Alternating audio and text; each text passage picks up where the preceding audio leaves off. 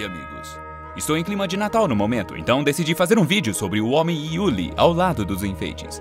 Estou suspeitando de que os agentes da fundação estão espiando minha casa. Então tive que dar um jeito para enganá-los e por isso vou ficar neste lugar por um tempo. Enquanto isso, vou discorrer sobre o SCP-4666, o Homem Yuli.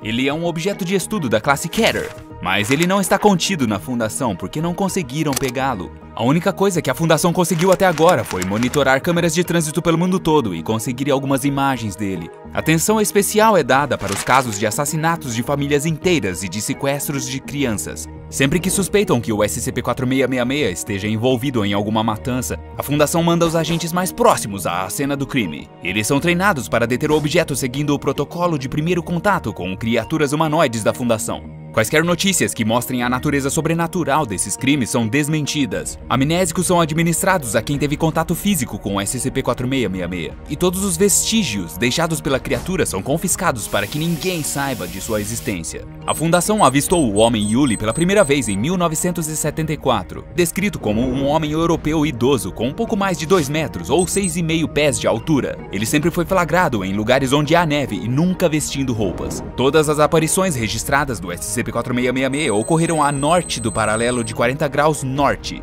Um estudo detalhado dos registros nos leva a especular que a criatura, ou alguma muito parecida, foi avistada na Península Escandinava, no 1º século a.C., e na Europa e Sibéria, no 2º século de nossa era. Os eventos ligados à aparição do SCP-4666 foram batizados de Eventos Weissnacht. Parece que os eventos se repetem anualmente, e a aparição mais recente ocorreu no século XVIII. Em 1974, o lançamento do novo Programa de Identificação de Impressões Digitais Anômalas da Fundação levou à confirmação da existência do Homem Yuli. Séries de assassinatos em massa ocorreram justamente naquele ano, na noite de 1º de janeiro. Todas as vítimas eram de famílias com crianças pequenas. As mesmas impressões digitais foram vistas em todas as cenas dos crimes, e são de dupla espiral, por isso são definitivamente de um humanoide. Cabelos grisalhos foram coletados nas cenas dos crimes, mas ainda não conseguiram obter o DNA desses cabelos.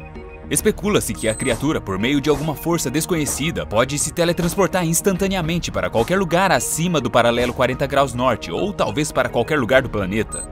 Os eventos Weissnacht ocorrem exclusivamente nos 12 dias compreendidos entre a noite de 21 de dezembro e a manhã de 2 de janeiro. A Fundação chama este período de fase ativa. Esses eventos começam com o Homem Yuli surgindo perto de casas afastadas, onde moram famílias com crianças de menos de 8 anos. Todas as vítimas de casos conhecidos habitavam florestas ou campos, e estava nevando em todas as vezes que o Homem Yuli apareceu. Os eventos da fase ativa são divididos em 3 estágios. Durante as primeiras 7 noites da fase ativa, SCP-4666 vai às casas que escolheu e fica observando de longe as famílias.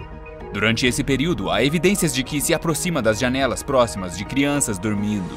Só crianças conseguem avistá-lo nesse estágio. No estágio seguinte, logo antes da 9ª noite, os pais começam a também avistar a criatura. Eles ouvem sussurros no sótão e passos no telhado. Esses sons surgem junto com um fétido odor. Não se sabe se o fedor realmente é exalado pela criatura. Na 12ª e última noite, a criatura escolhe um comportamento entre 2 possíveis. Em 85% das vezes, ele entra na residência das vítimas e selvaticamente assassina toda a família, com exceção de uma criança com menos de 8 anos. Há a hipótese de que o recorrente método de execução e a subsequente manipulação dos restos mortais façam parte de um ritual. Nos outros 15% das vezes, SCP-4666 não mata ninguém da família. À noite, ouvem-se passos se aproximando, mas a criatura não aparece e na manhã seguinte acordam com vários presentes. Esses brinquedos são feitos com partes de corpos de criança. A Fundação designa esses presentes como o SCP-4666-A. É muito importante que eu lhes informe sobre o que acontece durante a última noite da fase ativa do monstro.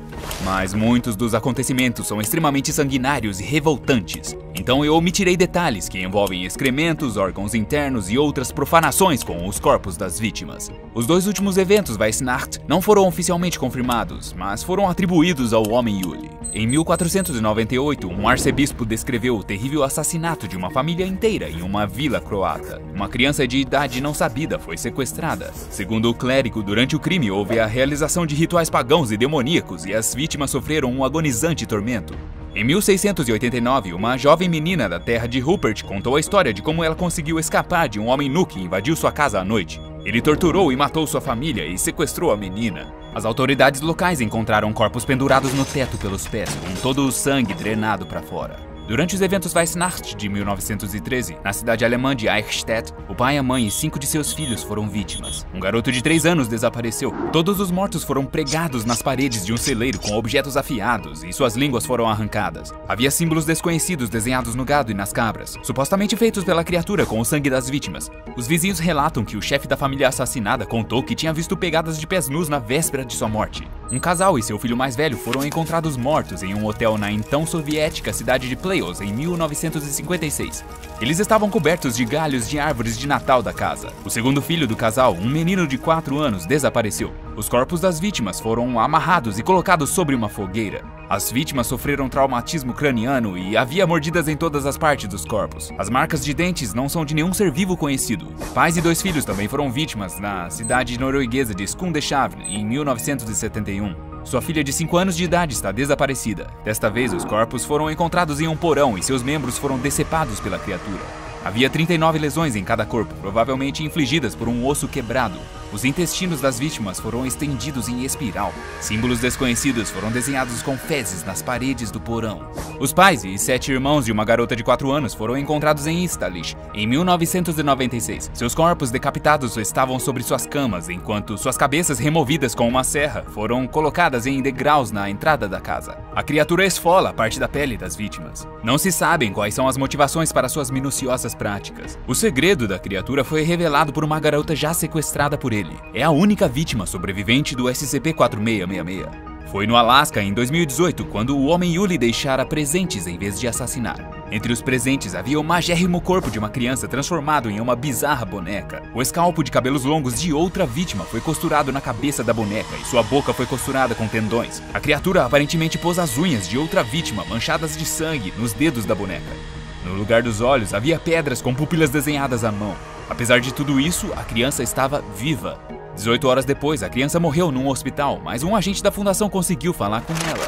Ela era Ekaterina Morozova, com 7 anos de idade, que foi sequestrada em 2016 em Dubrovka, Rússia. Ela ficou severamente desnutrida, o que levou à falência de órgãos. As primeiras palavras que Morozova disse eram em uma língua não identificada, provavelmente era na língua proto-germânica. Então a menina explicou em russo que SCP-4666 a torturou e matou seus pais e irmãs, Katia e Yuliana, antes de colocá-la em um saco com outras crianças. A criatura levou as crianças raptadas para sua toca. De acordo com ela, este refúgio é subterrâneo, coberto por gelo e é congelante. Os túneis e buracos continham crianças sequestradas usadas para fazer brinquedos, precisamente os designados como SCP-4666-A. Se elas se recusassem a trabalhar, o monstro parava de alimentá-las, cortava seus dedos fora e os torrava, às vezes até os comia. Ele transformou Morozova em uma boneca quando ela ficou doente, pois quem não consegue fazer brinquedos deve se tornar um deles. Exemplos de SCP-4666-A já encontrados são um tambor e uma bola feitos com pele humana, uma faca e uma flauta feitas com ossos de criança, e estatuetas humanas feitas com ossos de dedo e tendões. Um pente de madeira também foi encontrado, feito com 43 dentes de leite ao invés de cerdas. Os dentes pertenciam a crianças diferentes e só 2 eram de vítimas de sequestro conhecidas. Alguns dentes do pente tinham mais de 400 anos. Vocês perceberam como o SCP-4666 se parece com o Papai Noel, Ded Moroz, Krampus ou outras personalidades natalinas? Parece que a criatura trata as crianças que sequestra como seus elfos, forçando-as a fazer brinquedos de Natal. Talvez o homem Yuli tenha sido o pioneiro dos personagens natalinos citados. Existem muitas provas que evidenciam essa teoria. Primeiro, a imagem mais antiga que se tem de algo parecido com o SCP-4666 data do 1º século a.C. Segundo, a língua falada por Morozova é similar à proto-germânica. Terceiro, o homem Yuli possui muitas das características dos personagens natalícios: seu saco, presentes, elfos, teletransporte instantâneo e a data do ano na qual aparecem. Quarto, os eventos Weihnacht se iniciam no solstício de inverno e seus assassinatos têm características de rituais pagãos. Para fundamentar minha alegação, vou lembrá-los das tradicionais árvores de Natal.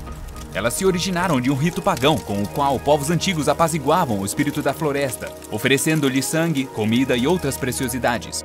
Onde o espírito morava? Em uma árvore, eternamente verde que suportava qualquer nevasca. Povos antigos ofereciam sacrifícios humanos para o espírito. Eles amarravam meninas jovens à árvore e a largavam até congelarem. Entre outras coisas, é daí que surgiu a ajudante de Dedmoros, Sneguroshka. As entranhas dos mortos ficavam penduradas nos galhos da árvore, por isso que hoje usamos os modernos enfeites e guirlandas de Natal. Não quero arruinar seu espírito de Natal, mas se o SCP-4666 é tão antigo, então ele tem observado todos os natais por séculos, que para ele devem ser bem nostálgicos. E todos sabemos que crianças, quando se tornam adultas, amam fazer o que seus pais as proibiam de fazer. O que você acha desse SCP? Compartilhe suas ideias nos comentários, inscreva-se no nosso canal e não esqueça que o Homem Uli ainda está à solta esperando o próximo inverno.